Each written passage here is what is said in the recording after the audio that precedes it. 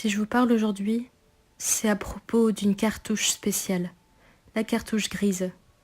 Écoutez un peu mon histoire. Je tiens à vous la raconter et je m'adresse aujourd'hui à toutes les personnes qui entendraient parler de la version buggée de Pokémon, Pokémon 000. Si vous avez un jour affaire à la cartouche grise, si je vous en prie, partez, fuyez, n'approchez pas de cette chose, de cette abomination de l'informatique. Je n'ai jamais été doué à fuir le danger, ça m'en aura coûté à moi et à mon ami. Voilà un an que Tim est mort. Il était mon meilleur ami depuis ma plus jeune enfance. Sa perte m'a traumatisée à jamais. Je n'arrive plus à me faire d'amis désormais. Je vis seule, cloîtrée dans ma chambre. Je ne prends plus contact avec personne, si ce n'est mes parents.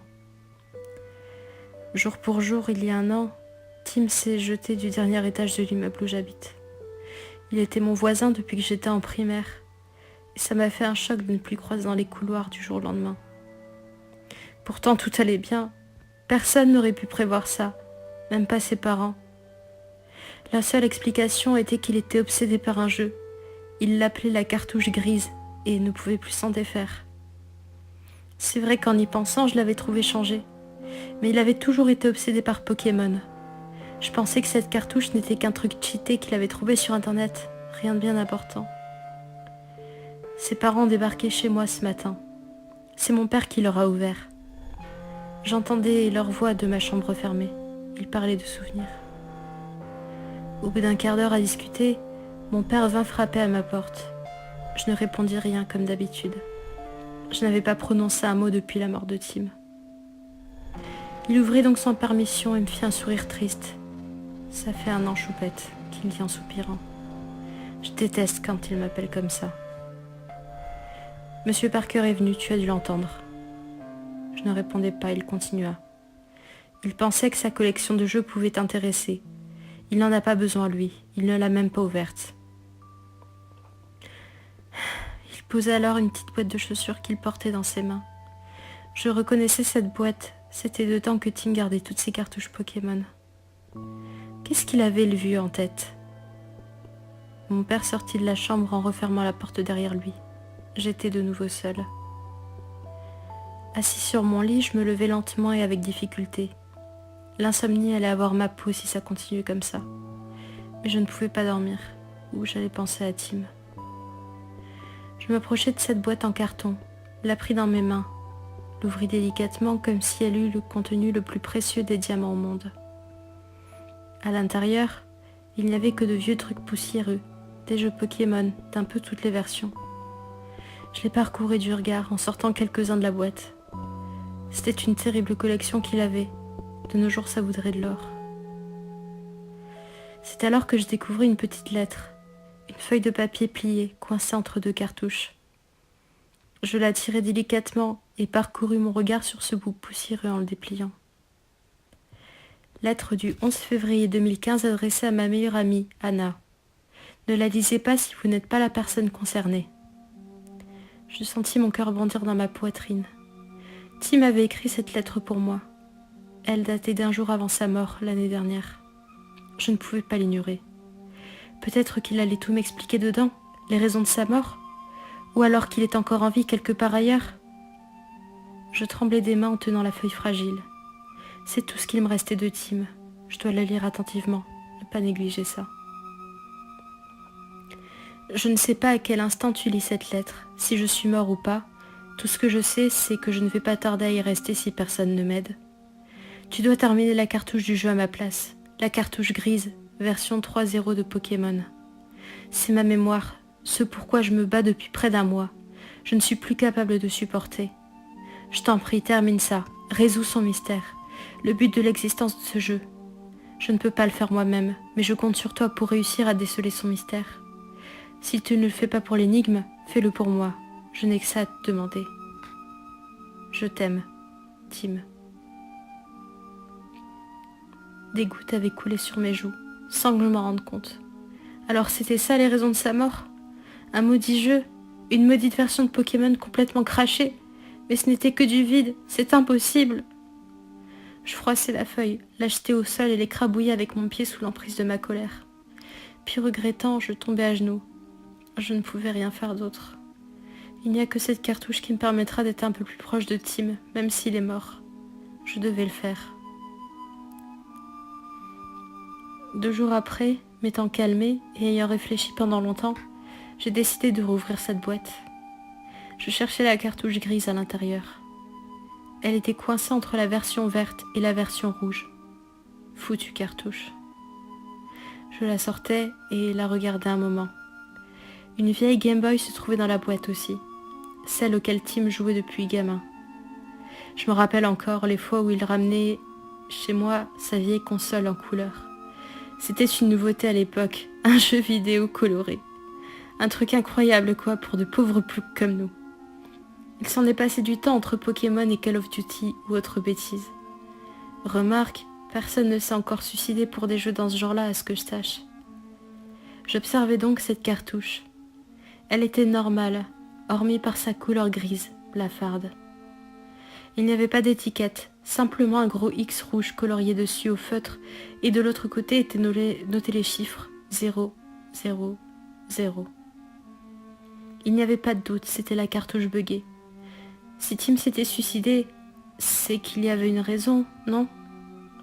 Il vaudrait mieux pas que je touche à ce jeu. Malgré moi, je l'insérais dans la Game Boy. Je l'allumais sans grande conviction. Elle était vieille et je priais intérieurement pour que rien ne se produise et qu'elle s'éteigne. Et malheureusement, l'écran s'illumina. L'habituel Game Freak apparut à l'écran, suivi de petites étoiles colorées. Tout paraissait normal, ça me rassura. La présentation semblait normale elle aussi. Peut-être que le jeu était normal en fin de compte? C'est vrai que, habituellement, dans les autres histoires, la présentation devient tout de suite étrange avec plein de sang, de squelettes et de PNJ épandus. Ça paraissait trop simple. Les 2 Pokémon de l'intro s'agitèrent. L'un lança une attaque à l'autre qui recula. J'étais soulagée de voir tant de banalité. Ça me fit presque sourire, me rappelant les vieilles versions de Pokémon, rouge, vert et bleu.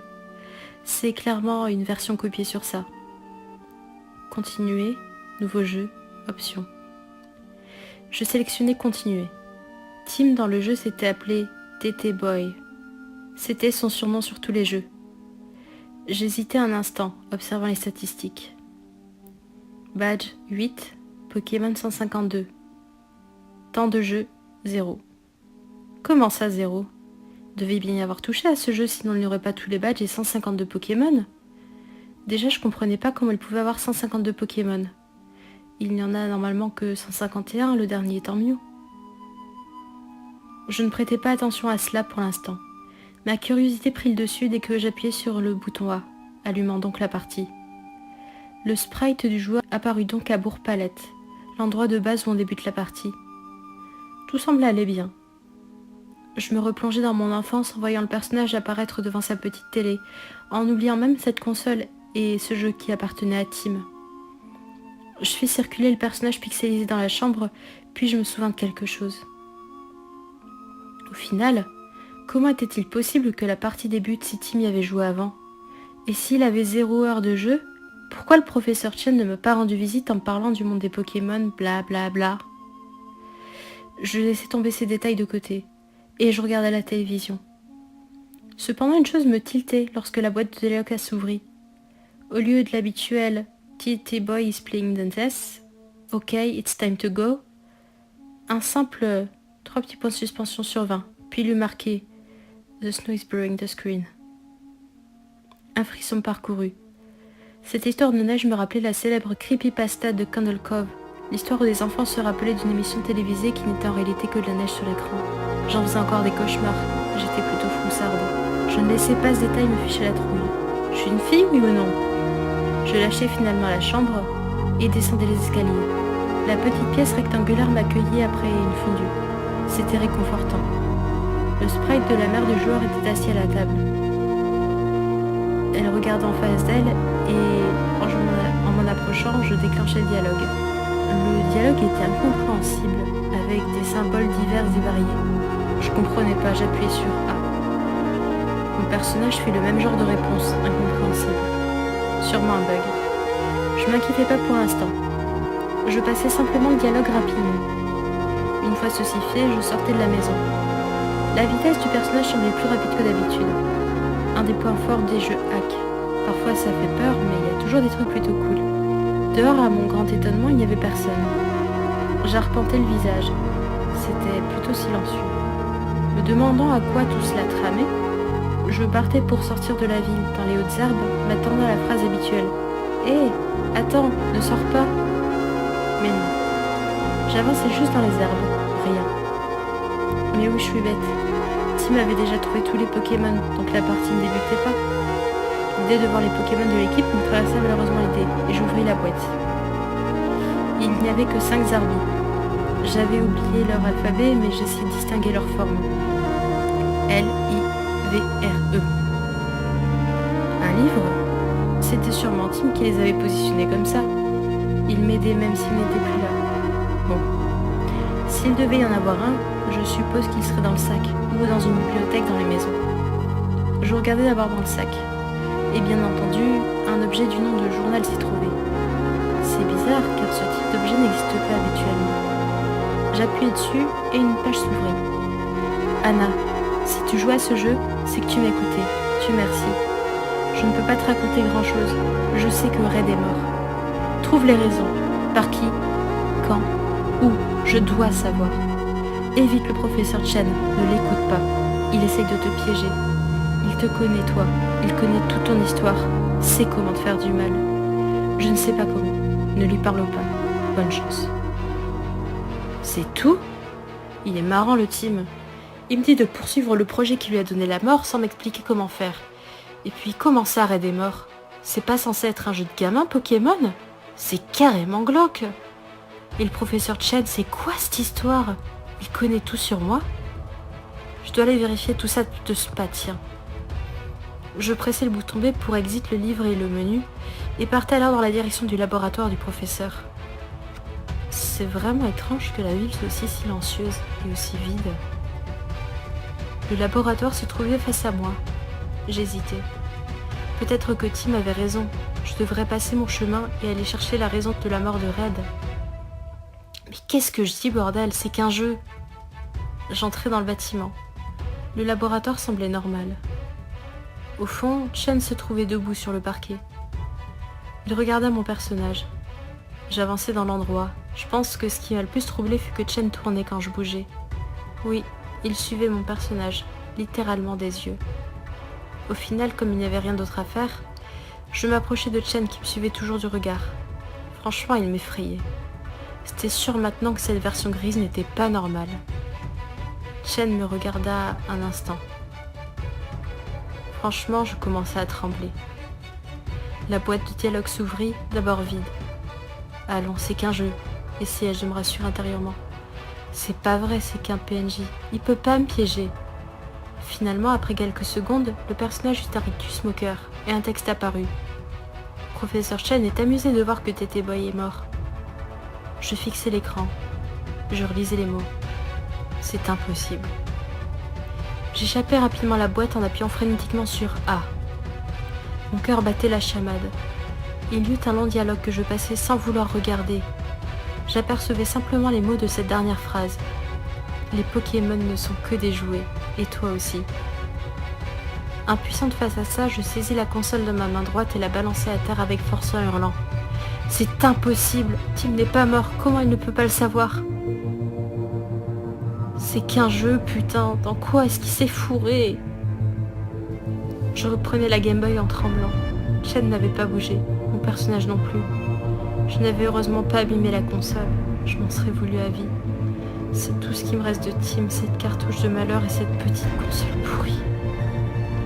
Je retourne donc mon personnage et sors du laboratoire pressé. Je savais pas quoi faire. En tout premier, je dois éviter ce laboratoire. Et Chen. Je ne voulais plus jamais revoir ce visage. Comment est-ce qu'il a su que Tim est mort ?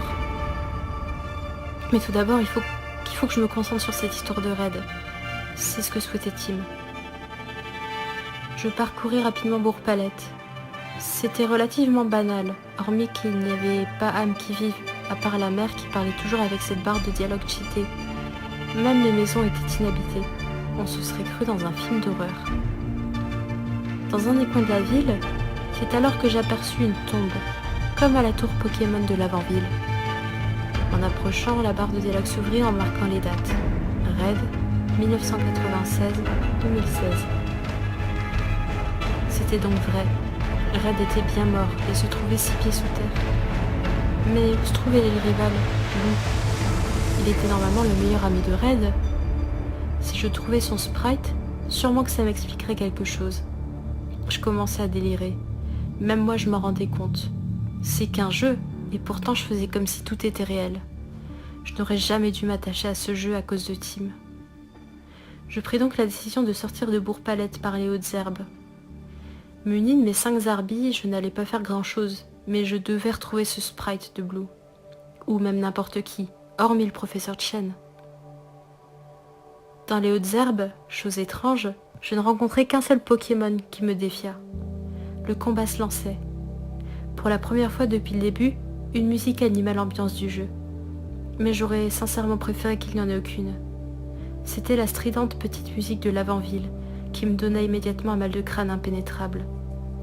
Je grinçais des dents en observant le Pokémon en face de moi. Un Rattata sauvage est apparu. Comme normalement. Rattata a l'air très triste. Quoi? Je regardais sa barre de vie. Étrangement, il ne lui restait que quelques HP, alors qu'il devrait dû avoir la barre pleine. Le sprite de Rattata semblait abattu. Il poussa un cri rauque et glauque qui me fit frissonner. Ce Pokémon semblait souffrir, même s'il n'était qu'un tas de pixels. Sa queue tombait au sol, ses yeux fixaient le joueur avec un air blessé. Go Zarbi. Le Zarbi apparut sur le terrain. Il lança un cri normal quant à lui. Ayant un Zarbi de niveau 5 et en face le Rattata de niveau 3, mon Zarbi allait commencer le tour. Je regardais les attaques qu'il possédait. Il n'y en avait qu'une seule. Cauchemar. Mais c'est pas censé exister, la version première de Pokémon. Je laissais tomber. Cette version n'avait rien à voir avec Pokémon, c'était réellement n'importe quoi. Je sélectionnais donc cette attaque, n'ayant aucun autre choix. Zarbi utilise Cauchemar. Cela n'était pas censé affecter les HP du Pokémon adversaire. Cependant, Rattata eut la barre de vie baissant dangereusement, jusqu'à ce qu'il soit KO. Le cri déchirant du Pokémon se porta à mon oreille. Le Rattata ennemi est mort. Je restais paralysée sur l'écran, tandis que le mot « mort » résonnait dans mon esprit. Non, il a perdu. Il est KO, mais il n'est pas mort. La musique de l'Avant-Ville disparut dans un fondu. J'appuyais frénétiquement sur A, jusqu'à ce que je puisse courir dans les hautes herbes pour éviter d'autres combats. Malheureusement, je ne pus pas éviter un roucoule et un autre pauvre Rattata. À quoi cela tramait? Pourquoi les Pokémon meurent au lieu d'avoir juste KO? C'est tellement glauque que cela me fit frissonner. J'arrivais à la ville suivante, tant bien que mal. Il n'y avait toujours personne, pas une âme qui vit.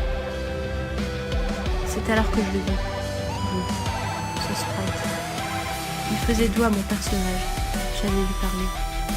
Il a tué Red. Il a tué Red. Il a tué Red. Il a tué Red. Un combat s'enclencha sans que je ne comprenne rien. La musique de l'Avant-Ville se remit à être jouée. Blue me fixait, tout comme le Rattata de tout à l'heure. Il semblait délité, dépressif. Il tourna la tête vers l'écran, non plus vers le joueur, mais moi. Il me fixa un court instant. Le sprite avait des poches sous les yeux, un teint carrément livide, et son bras habituellement levé pendait le long de son corps, comme s'il ne pouvait plus supporter quelque chose. Un sentiment de peur extrême parcourut mon corps. Je n'avais jamais vu un jeu Pokémon aussi flippant. Blue envoie Rattata. Le Rattata en face me choquait. Il était niveau 3, il n'avait presque aucun HP. Je n'osais regarder le sprite du Pokémon même si j'étais obligée.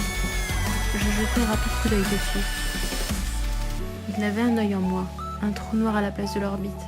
La peau sur les os, on pouvait voir ses côtes. Sa queue pendait sur le sol, brisée en deux. Je ne sais pas ce qui me retint d'hurler à cet instant. C'était tellement horrible. On voyait son squelette, son crâne se dessiner à travers la peau maigre du Pokémon. C'était un mort-vivant. Putain, c'est quoi cette histoire? Le Rattata ennemi veut se venger. J'appuyais sur courir. Je ne pouvais pas affronter ce jeu, ce monstre, cette chose. Vous ne pouvez pas vous échapper, me paralyser alors. J'oubliais que c'était un combat contre un rival, on ne peut pas s'échapper. Contre mon gré, je lançais l'attaque cauchemar de Zarbi. Il fallait que ça en finisse. Mais je t'ai tourné le regard de l'écran lorsque le cri déchirant de Ratata se fit de nouveau entendre. C'était une torture. Quoi ? La boîte de dialogue s'ouvrit. Tu as tué mon Pokémon. Le Ratata ennemi meurt. Rien d'autre. Le combat cessa. La musique s'éteint dans sa fondue. Je retournai à la ville. Je me sentais blessée à la place de Blue. Comme si mon animal avait été tué par quelqu'un d'autre. Un animal qui serait la seule personne qui me reste au monde. Tu es contente ? Tu as tué mon Pokémon. Mon seul Pokémon. Et Red est mort. Il a tué Red. Et j'ai tué Tété Boy. Ils parlent encore de Tim, mais ils peuvent pas savoir qu'il est mort. Putain, c'est impossible, comment ils pourraient faire ? C'est Blue qui a tué Tim ? Une cinématique apparut alors, me laissant plus aucun choix. Le sprite du professeur Chen apparut derrière mon personnage qui se retourna. Je ne pouvais plus lui échapper. Tu es piégé et ça t'énerve, hein, Tété Boy ? Je grinçais des dents peureuses, énervée, triste, un mélange de tout à la fois. Je me mettais dans tous ces états pour un jeu de merde. Ou devrais-je dire Anna ? Mon sang se paralysa dans mes veines. Il connaissait mon nom. Comment ? Bienvenue dans Pokémon, jeune Anna. Un monde fantastique rempli de mort. Un rictus se dessina sur le sprite du professeur. Je l'aurais juré. Tous ces mots, dans cette bulle de dialogue, étaient impossibles. Je devais faire un cauchemar. Comment ce jeu aurait pu deviner comment je m'appelle ? Comment est-ce qu'ils auraient fait pour savoir que Tim est mort ? Red, n'est-ce pas le personnage que nous jouons ? Tout s'éclaircit soudainement dans ma tête. Red, Tété Boy, Tim, ils ne formaient qu'un. Ils sont morts tous. Ils avaient tous un rêve et ils ont tous échoué. À cause de ce foutu jeu. Soudainement, l'écran vira au noir. Un message apparut avec un personnage, notre personnage pendu en dessous. De ses yeux coulaient des petites larmes de sang. Malgré ses paupières fermées, on pouvait le voir. Il semblait livide, inanimé, mort. Game over. À tous ceux qui déteignent la cartouche grise, la version 000 de Pokémon, ne vous en approchez pas. Reposez là où vous l'avez trouvé. Éloignez-vous de cette chose. S'il a envie de vous prendre ne pas suivre ses indications, évitez Chen. Non, laissez tomber. De toute manière, vous mourrez. Quoi que tu fasses, tu ne peux pas leur échapper. J'ai cru pouvoir réussir, mais ça ne servait à rien. Tété Boy n'est qu'un jouet, comme les Pokémon, comme toi. Bonne chance. Moi, je n'y ai pas survécu. Anna. J'écrivais cette dernière lettre en pleurant. C'était celle-ci qui allait porter mon témoignage, expliquant tout dans les moindres détails. Je ne pouvais rien faire d'autre. Je ne sais pas pourquoi. Ce jeu m'avait retiré ma vivacité déjà peu présente d'avant. Il n'y avait aucune raison apparente. Ce n'est qu'un jeu, quoi. Je comprends pas. Je veux juste mourir. Oublier cette image de Chen parlant de Tim. Rejoindre mon ami. Je posai ensuite la lettre sur le lit de ma chambre et me levai pour regarder par la fenêtre. Ça faisait si longtemps que je l'avais pas ouverte. Il faisait beau dehors. Une parfaite journée pour mourir. J'ouvrais les vitres. L'air de dehors s'engouffra dans la petite pièce miteuse. Je me penche. Je regarde le sol. Je lâche prise. Tout est fini. Dans ma tête, l'image du sprite de Chen revint. J'ai gagné. Le professeur éclata de rire.